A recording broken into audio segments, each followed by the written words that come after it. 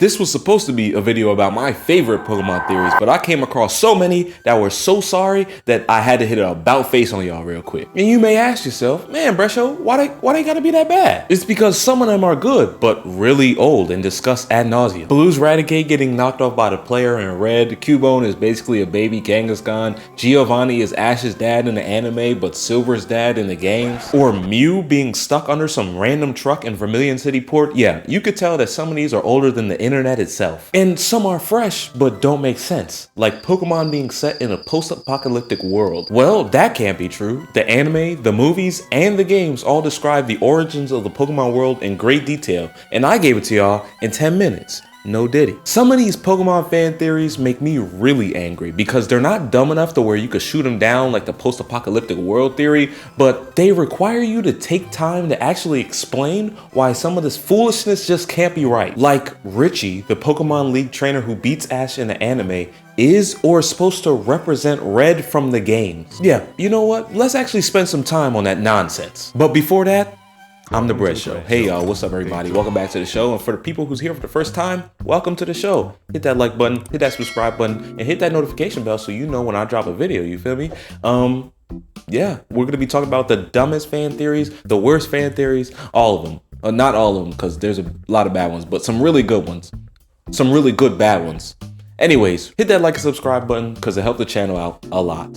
Thank you. So yeah, let's just set up the theory on why people think that Richie is supposed to be Red from the games. This theory is supposed to explain why Ash lost in the Indigo League in the original anime. It's because Richie is supposed to be the main character of the story, represented by Red, like us, the player in the games, and Ash is not the main character. That's why he can't win and he'll never win until the Alola series 20 years later. This theory is also supposed to explain why Brock and Misty didn't follow the player around in the games like they did for Ash in the anime. What made people think this theory is mainly because of Pikachu. Pikachu was not a first starter Pokemon for us in the games, in Red and Blue and Green obviously, but he was the main mascot and the first Pokemon for Ash. Richie has a Pikachu too, which should already put some holes in this theory, but let's go add some more real quick. Now I'm gonna explain to y'all why this whole thing is BS. Richie's clothes and Richie's appearance does not look like Red at all. Some people were using his appearance to support this theory, but just putting him in front of y'all, he doesn't look like him at all. His hometown is Frogmore City, not Pallet Town. Frogmore isn't even a place in the games where Richie's supposed to be from or represented from. The games don't even set up the Pokemon League in a tournament style like the anime. And now, believe you me, I wish they did, but at the end of the day, they don't. Unless it's Pokemon Sword and Shield, but they don't still. Also, characters from the games are all in the anime. So if they wanted to put Red in the anime, they wouldn't have done it in some shady way. They would just put him in there. Gary/Blue is in the anime. Misty, Brock, Erica, all the gym leaders are in the anime. Professor Oak in the anime. All the new professors and all the new game characters from later generations eventually make it to the anime. Iris, Barry, May. As a matter of fact, the only Pokemon characters that don't make it into the anime is the main male protagonist, because that is supposed to be Ash. He just nixes their whole existence in that universe. Another hole in this whole Richie is supposed to be Red from the anime plot hole, Gary is Ash's rival. If that was supposed to be the case, if Richie was supposed to be representative of Red in the games, Gary would have been Richie's rival, obviously. Also, just bear with me here. The biggest hole in this whole argument is that Richie did not win the Indigo League tournament. He lost in the next round. Just make sure you win the next one for me, Richie. Right. I'll do my— Psych! Ash got beat in the round of 16. Richie got beat in the round of 8 to some random guy named Asunta. Yeah, I'm looking at his name right now. The word ass is in his name, actually. Hell no, I don't want Richie representing Red, therefore representing me in a Pokemon game. I've been condescendingly looking down at Ash's Pokemon decisions this whole time, too much for Richie to be representing me. I mean, he lost. I still think to myself, to this day, I would love a chance to be in the Pokemon anime, because I can make better decisions than these dudes. As a matter of fact, I might just boot up Ash Gray and play that on the channel as a little walkthrough or whatever. It's a little ROM hack that literally puts you in the anime in the games. But anyways, Richie's not that good of a trainer to be representing me. I mean, he better than Ash, but that's not saying much. Richie couldn't catch a Mewtwo with a Master Ball, man, stop it. Even if he wanted to. Next. This next theory is even more embarrassing than the first one. Voltorb is Haunter. Haunter possessing a Pokeball. I'm gonna just let that one sit. It's a damn shame. So this half-baked Pokemon theory is so simple to set up. Easy, just look at them. Voltorb and Haunter have the same eyes, and Haunter is a ghost type, so obviously Haunter just possessed a Pokeball and became Voltorb. So why isn't Voltorb stronger? So why isn't Voltorb a ghost Pokemon like Rotom? Why does Voltorb evolve into a bigger upside down Pokeball and not Gengar? Do fishermen attach a tiny Voltorb at the end of their line to attract Pokemon? Wait, does Haunter possess fishing rods? And lastly, how in the world would Haunter possess a Pokeball when the whole point of Pokeballs are to possess Pokemon no matter how non-compliant, legendary, or non-corporeal they might be? Stop it. And the last one, I didn't even want to mention because I don't think it's worth mentioning. This one is the most foolish of them all. The player's father is the champ in the making guy. You've got to be kidding me. We've all wondered and come up with theories, crazy theories about the player's father, whether it be Giovanni, whether it be, I'm pretty sure that's the only, that's the only theory, active one out there. Regardless, for most Pokemon games you pick up, Dad is going to be a no-show, okay? Just deal with it. Don't give the title of Dad to the champ in the making guy at the front of the front of the gym. Why? Because he calls you champ in the making? Are you serious? What kind of bro?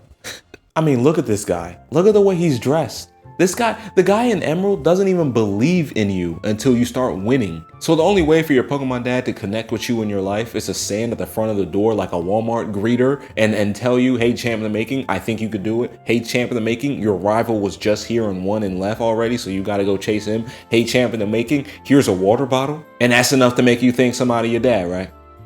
I mean, look at the way the boy dressed.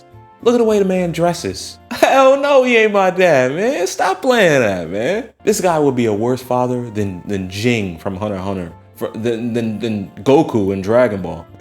Imagine that. Your dad wake up in the morning every morning to stand next to a statue hoping that you walk into the same room as him and acknowledge him. Most people walk past that guy without even talking to him. And that guy has his role filled by a different person in every game. His most important role was in Emerald, when he was the guy that didn't believe in you and then believed in you, and then at some point when you stop facing gyms, he just becomes non-existent anymore. Yes, we all need to know where the player's dad is. Yes, that is something that we all need to know. But don't give the titles to random dudes on the street. I mean, goodness, it must be a popular job because of the way every dad is doing it in every game, apparently. And all of these websites were just clickbait articles that I found all of these on that reference some really old Reddit posts. And all of the websites, the title was X number of Pokemon fan theories that we can't believe are true.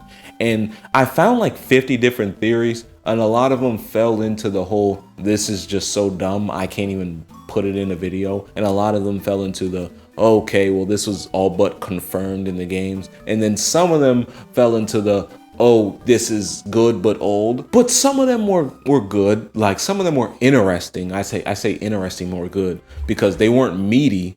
They were just interesting to think about. Like, for example, how being the main character in the Sun and Moon games, because the story is kind of written like that. He's the what's the name son. He's a really happy-go-lucky guy. You get to every place before him. You get to the champion before him, and then he comes and challenges you. Kind of similar to how it was in Pokemon Red. There are a lot of similarities to Gary and the protagonist in Sun and Moon and Red and How in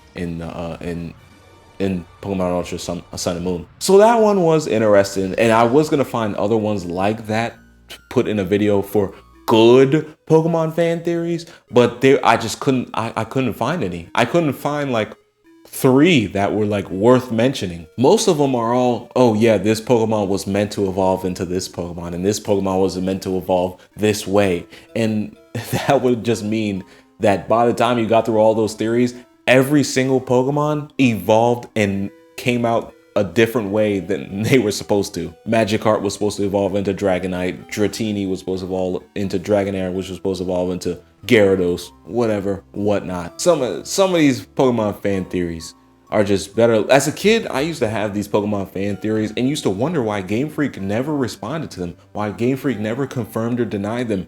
And now, as an adult looking down on all the Pokemon fan theories, I understand why they didn't respond to most of these. It ain't worth your time. It ain't worth your time. It ain't worth man, we just gonna spend this time here bagging on them for what they are. But yeah, thank you for making it to the end of this video. If you like this video, you are guaranteed to like all of my other videos. A lot of them are just like this. I talk about Nintendo, I talk about Pokemon. I'm talking about anime as anime month starts up next month. I talk about a lot, you know what I'm saying? It's the Bread Show. We give our opinions on here. It's a safe space for opinions, you know what I'm saying? Yeah, anime month is coming up. So when you see a video about a Bread Show talking about Hunter x Hunter, Dragon Ball, and Tower of God and all the other stuff, don't be surprised. Don't be surprised. Also, more frequent uploads are gonna come up. Got a new computer, so editing is a lot faster. So I should have more frequent uploads coming up. But yeah, let me know what y'all want to see. Let me know what y'all want me to stream. Let me know who you want me to stream with. Let me know all this stuff in the comments below. Thank you for watching. Thank you for staying this long. Spread love, give inspiration in all you do, and peace out.